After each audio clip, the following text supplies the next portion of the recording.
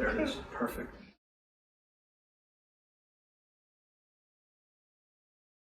What I want to point out is, and the reason that you have to undergo this trial of care is if you looked at this, and as a doctor practicing, whether it's chiropractic, orthopedics, whatever, like a healthcare professional, we would maybe get an MRI at some point, or maybe they've had one previously, as an example, and say, well, look at that L5-S1 disc. Clearly, that's where we need to work. Clearly, that's what we have to correct. In some cases, doctors will say that's what we need to operate on.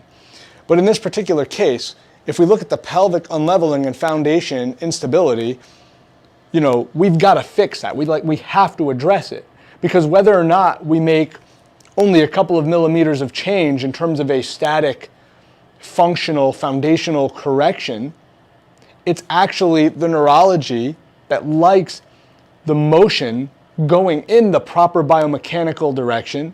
These neuronal patterns, okay, kinesiocetic sense, that's a real thing, proprioception, awareness of oneself in space, and proper biomechanics that's actually registered by the brain. That's why proper range of motion is so critical in terms of rehabilitation, because it's actually training the brain to understand pain-free, proper range of motion. So, in the words of Gonstead, the system that we practice, and why I've kind of referred to it, you know, myself as either a Gonstead chiropractor, or if you heard about us saying we practice the Gonstead system, Clarence Gonstead used to say, the bone's not ready for setting. Hence, the trial of care.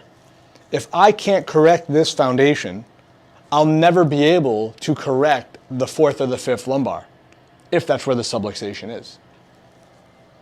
If that subluxation is so bad and I can never get the pressure off the disc at L4 or L5, I'll never be able to get set up on the pelvis in order to make the correction on the pelvis that I need.